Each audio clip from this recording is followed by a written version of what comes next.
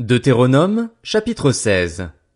Observe le mois des épis et célèbre la Pâque en l'honneur de l'Éternel, ton Dieu.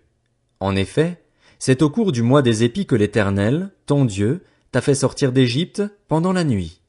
Tu feras le sacrifice de la Pâque en l'honneur de l'Éternel, ton Dieu, en prenant dans ton petit et ton gros bétail, à l'endroit que l'Éternel choisira pour y faire résider son nom.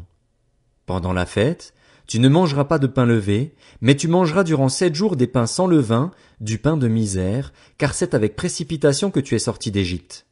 Ce sera le cas afin que tu te souviennes toute ta vie du jour où tu es sorti d'Égypte. On ne verra pas chez toi de levain sur tout ton territoire pendant 7 jours. Aucune partie des victimes que tu sacrifieras le soir du premier jour ne sera gardée pendant la nuit jusqu'au matin. Tu ne pourras pas faire le sacrifice de la Pâque à n'importe lequel des endroits que l'Éternel, ton Dieu, te donne pour y habiter. C'est à l'endroit que l'Éternel, ton Dieu, choisira pour y faire résider son nom que tu feras le sacrifice de la Pâque. Tu le feras le soir, au coucher du soleil, au même moment que ta sortie d'Égypte. Tu feras cuire la victime et tu la mangeras à l'endroit que l'Éternel, ton Dieu, choisira. Le matin, tu pourras repartir et t'en aller vers tes tentes. Pendant 6 jours tu mangeras des pains sans levain, et le 7e jour il y aura une assemblée solennelle en l'honneur de l'Éternel, ton Dieu. Tu ne feras aucun travail. Tu compteras 7 semaines, dès que la faucille sera mise dans les blés, tu commenceras à compter 7 semaines. Puis tu célébreras la fête des semaines en l'honneur de l'Éternel, ton Dieu, et tu feras des offrandes volontaires en fonction des bénédictions qu'il t'aura accordées. Tu te réjouiras devant l'Éternel, ton Dieu, à l'endroit que l'Éternel, ton Dieu, choisira pour y faire résider son nom, toi, ton fils et ta fille, ton esclave et ta servante, le Lévite qui habitera dans ta ville, ainsi que l'étranger, l'orphelin et la veuve qui seront au milieu de toi. Tu te souviendras que tu as été esclave en Égypte et tu respecteras ses prescriptions et les mettras en pratique. Tu célébreras la fête des tentes pendant 7 jours, au moment où tu récolteras le produit de ton aire de battage et de ton pressoir. Tu te réjouiras à cette fête, toi, ton fils et ta fille, ton esclave et ta servante, ainsi que le Lévite, l'étranger, l'orphelin et la veuve qui seront dans ta ville. Tu célébreras la fête pendant 7 jours en l'honneur de l'Éternel, ton Dieu, à l'endroit que l'Éternel choisira. En effet, l'Éternel, ton Dieu, te bénira dans toutes tes récoltes et dans tout le travail de tes mains, et tu te livreras entièrement à la joie. 3 fois par an, tous les hommes parmi vous se présenteront devant l'Éternel, ton Dieu, à l'endroit qu'il choisira, à la fête des pains sans levain, à la fête des semaines et à la fête des tentes. On ne paraîtra pas devant l'Éternel les mains vides. Chacun donnera ce qu'il pourra, en fonction des bénédictions que l'Éternel, ton Dieu, t'aura accordées. Tu établiras des juges et des magistrats dans toutes les villes que l'Éternel, ton Dieu, te donne, selon tes tribus, et ils jugeront le peuple avec justice. Tu ne porteras aucune atteinte au droit, tu ne feras pas preuve de partialité et tu n'accepteras pas de pot de vin, car ils aveuglent les yeux des sages et corrompent les paroles des justes. Tu chercheras à respecter parfaitement la justice, afin de vivre et de posséder le pays que l'Éternel, ton Dieu, te donne. Deutéronome, chapitre 17.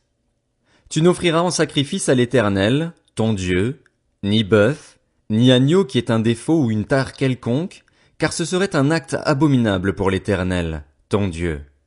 Il se trouvera peut-être au milieu de toi, dans l'une des villes que l'Éternel, ton Dieu, te donne, un homme ou une femme qui fasse ce qui est mal aux yeux de l'Éternel, ton Dieu, et viole son alliance, qui aille servir d'autres dieux et se prosterner devant eux, le soleil, la lune ou tous les corps célestes. Ce n'est pas ce que j'ai ordonné. Dès que tu en auras connaissance, dès que tu l'auras appris, tu feras avec soin des recherches. Est-ce vrai? Le fait est-il établi? Cet acte abominable a-t-il été commis en Israël?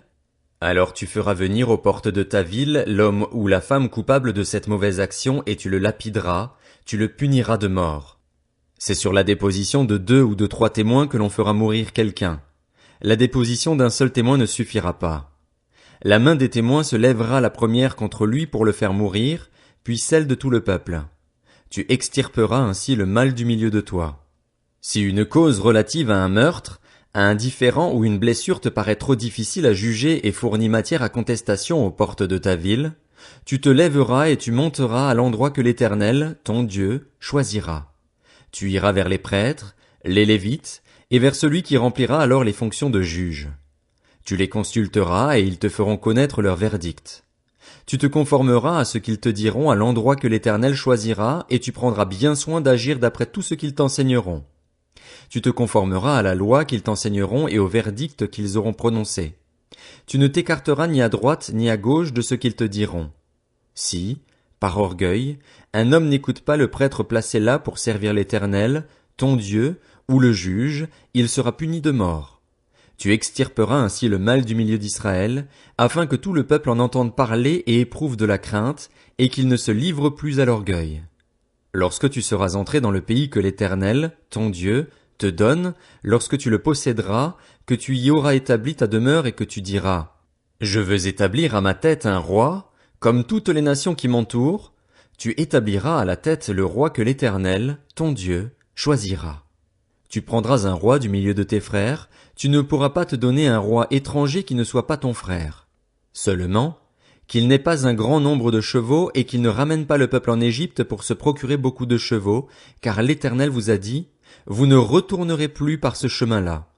Qu'il n'ait pas un grand nombre de femmes, afin que son cœur ne se détourne pas de l'Éternel, et qu'il n'accumule pas l'argent et l'or. Quand il montera sur son trône royal, il écrira pour lui, dans un livre, une copie de cette loi qu'il prendra auprès des prêtres, les Lévites. Il devra l'avoir avec lui et y lire tous les jours de sa vie, afin d'apprendre à craindre l'Éternel, son Dieu, à respecter et à mettre en pratique toutes les paroles de cette loi et toutes ses prescriptions, afin que son cœur ne s'élève pas au-dessus de ses frères et qu'il ne s'écarte ni à droite ni à gauche de ses commandements, afin qu'il vive longtemps dans son royaume, au milieu d'Israël, lui et ses enfants. Deutéronome, chapitre 18. Les prêtres, les Lévites, toute la tribu de Lévi, n'auront ni part ni héritage avec Israël. Ils se nourriront des sacrifices passés par le feu en l'honneur de l'Éternel et de la part qui lui revient. Ils n'auront pas d'héritage au milieu de leurs frères. C'est l'Éternel qui sera leur héritage, comme il le leur a dit. Voici la part à laquelle les prêtres auront droit sur le peuple, sur ceux qui offriront un sacrifice, un bœuf ou un agneau, on donnera au prêtre la cuisse, les mâchoires et l'estomac. Tu lui donneras la première partie de ton blé, de ton vin nouveau et de ton huile, ainsi que de la toison de tes brebis. En effet, c'est lui que l'Éternel, ton Dieu, a choisi entre toutes tes tribus pour faire toujours le service au nom de l'Éternel, lui et ses descendants. Lorsque, de son plein gré, un Lévite quittera l'une de tes villes, l'endroit où il habite en Israël, pour se rendre à l'endroit que l'Éternel choisira et y faire le service au nom de l'Éternel, ton Dieu, comme tous ses frères les Lévites qui se tiennent là devant l'Éternel, il recevra pour sa nourriture une portion égale à la leur. Il jouira, de plus, des revenus que lui aura procuré la vente de son patrimoine. Lorsque tu seras entré dans le pays que l'Éternel, ton Dieu, te donne, tu n'apprendras pas à imiter les pratiques abominables de ces nations-là. Qu'on ne trouve chez toi personne qui fasse passer son fils ou sa fille par le feu, personne qui exerce le métier de devin, d'astrologue, d'augure, de sorcier, de magicien, personne qui consulte les esprits ou les spirites, personne qui interroge les morts. En effet, celui qui fait cela fait horreur à l'Éternel, et c'est à cause de ces pratiques abominables que l'Éternel, ton Dieu, va chasser ces nations devant toi. Tu seras tout entier à l'Éternel, ton Dieu. En effet, les nations que tu vas chasser écoutent les astrologues et les devins, mais à toi, l'Éternel, ton Dieu, ne le permet pas. L'Éternel, ton Dieu, fera surgir pour toi et du milieu de toi, parmi tes frères, un prophète comme moi. C'est lui que vous devrez écouter. Il répondra ainsi à la demande que tu as faite à l'Éternel, ton Dieu, à Horeb, le jour de l'assemblée. Tu disais, je ne veux plus entendre la voix de l'Éternel, mon Dieu, ni voir ce grand feu, afin de ne pas mourir. L'Éternel m'a dit, ce qu'ils ont dit est bien. Je ferai surgir pour eux, du milieu de leurs frères, un prophète comme toi. Je mettrai mes paroles dans sa bouche et il leur dira tout ce que je lui ordonnerai. Si quelqu'un n'écoute pas mes paroles, celles qu'il dira en mon nom, c'est moi qui lui en demanderai compte. Mais si un prophète a l'arrogance de dire en mon nom une parole que je ne lui ai pas ordonné de dire ou parle au nom d'autres dieux, il sera puni de mort. Peut-être diras-tu dans ton cœur, comment reconnaîtrons-nous la parole que l'Éternel n'aura pas dite? Quand ce que dira le prophète n'aura pas lieu et n'arrivera pas, ce sera une parole que l'Éternel n'aura pas dite. C'est par arrogance que le prophète l'aura dite. n'aie pas peur de lui.